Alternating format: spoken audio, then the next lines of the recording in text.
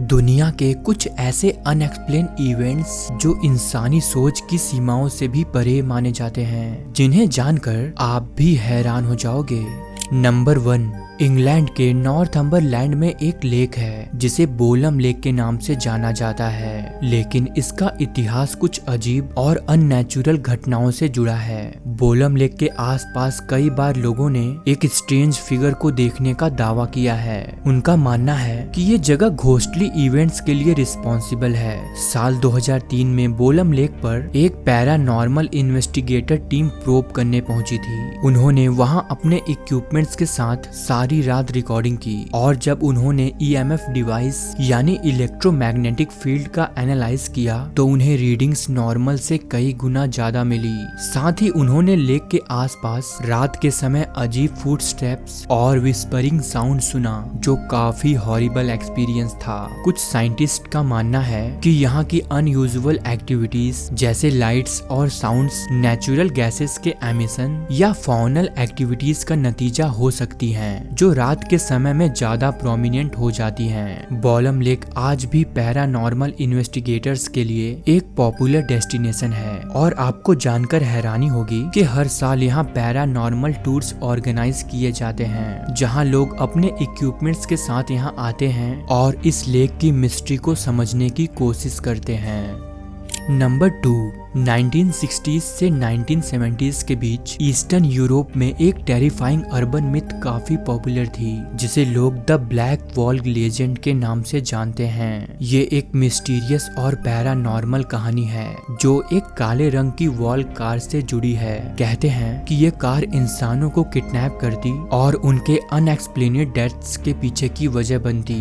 ये कहानी primarily Poland, रसिया, Ukraine और बेलारूस जैसी कंट्रीज से ओरिजिनेट हुई थी। लोग कहते हैं कि ये कार मेनली रात के टाइम लोनली स्ट्रीट्स पर दिखती थी और जो भी इसे देखता या कांटेक्ट में आता वो गायब हो जाता था। विक्टिम्स में ज्यादातर बच्चे या यंग एडल्ट शामिल थे। कहते हैं कि अगर कोई ब्लैक वॉल्गा का लाइसेंस प्लेट नंबर देख लेता तो उसकी डेथ विथिन 24 आवर्स में हो जाती थी। कुछ लोगों का मानना था कि कार के अंदर डेविल वर्शिपर्स होते थे जो सैक्रिफाइसेस के लिए लोगों को ले जाते थे। एक और थ्योरी के मुताबिक इस कार का ड्राइवर एक ऐसा एंटिटी होता था जो सॉल को कैप्चर करता था। ईस्टर्न यूरोप के कुछ रिमोट एरियाज में लोग ब्लैक वॉल के बारे में आज भी बात करते हैं। कहते हैं कि कुछ रोड्स पर अब भी ये कार रात के टाइम देखी जाती है। ब्लैक वॉल ने हॉरर और मिस्ट्री के जेनरा में काफी इम्पैक्ट बनाया है और ये कहानी आज भी मूवीज, बुक्स और डॉक्यूमेंट्रीज में ऐड की जाती है। नंबर 3, HSC यानी स्पॉन्टेनियस ह्यूमन कंबस्चन, एक ऐसा अनएक्सप्लेनेड फिनोमिनन जो लोगों को हमेशा से हैरान करता आ रहा है। इस थ्योरी के मुताबिक कभी कभी इंसान बिना किसी एक्सटर्नल फायर सोर्स के अपने आप जल उठता है और उनका शरीर specially soft tissues extreme heat से खत्म हो जाता है, यानी इंसान का शरीर अपने आप इग्नाइट हो जाता है। हैरानी की बात यह है कि ये प्रोसेस इतनी तेजी से होता है कि आसपास के इन्वायरमेंट को भी ज्यादा इफेक्ट नहीं करता। ज्यादातर केसेस में पाया गया कि विक्टिम के बॉडी का सिर्फ एक पार्ट ही बर्न हुआ था और बाकी चीजें जैसे कपड़े या फर्नीचर बिल्कुल सेफ थे। अजीब बात तो ये भी है कि वहाँ कोई ऐसा सबूत नहीं मिलता जो किसी एक्सटर्नल फायर सोर्स को पॉइंट कर सके।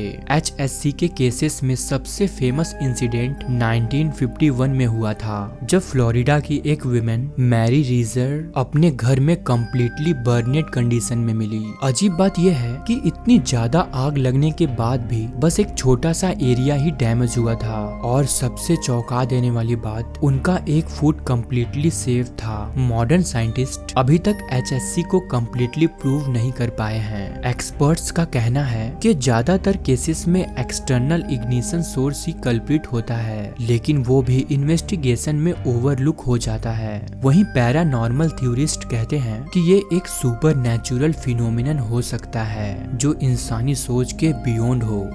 नंबर 4, 1850s के आसपास कुछ हंटर्स ने रसिया के अबखाजिया जंगलों में एक मिस्टीरियस क्रिएचर को पकड़ा जिसे उन्होंने जाना नाम दिया। असल में जाना एक वाइल्ड वुमेन थी जिसका बिहेवियर एक नॉर्मल इंसान से काफी अलग था। जाना इंसान और एनिमलिस्टिक क्वालिटीज के बीच का एक अनोखा मिक्स थी। उसका कॉम्प्लेक्सन रिपोर्टेडली डार्क और उसका बॉडी स्ट्रक्चर मस्कुलर था। साथ ही उसकी लैंग्वेज एक स्ट्रेंज ग्रूटिंग साउंड जैसे थी जो किसी भी नॉर्मल लैंग्वेज से मैच नहीं होती थी। जाना इनिशियली ह्यूमन से एक्सट्रीमली एग्रेसिव बिहेव करती, लेकिन धीरे धीरे वो ह्यूमंस के साथ एडजस्ट कर गई। इसमें सबसे इंट्रिगिंग एक्सपेक्ट ये है कि जाना के रिपोर्टेडली ह्यूमंस के साथ चिल्ड्रंस भी हुए। उसके चाइल्ड नॉर्मल इंसानों जैसे दिखते थे, लेकिन कुछ लोगों का कहना है कि उनमें अनयूजुअल स्ट्रेंथ और फेशियल फीचर्स थे। मॉडर्न साइंटिस्ट ने जाना के ओरिजिन और जेनेटिक मेकअप को समझने की काफी कोशिश की है। डीएनए टेस्ट्स और स्टडी सजेस्ट करती हैं कि जाना का जेनेटिक अफ्रीकन से मैच करता है, जो अबखाजिया जैसे रीजन में अनयूजुअल है। वहीं कुछ लोगों का मानना है कि जाना एक यति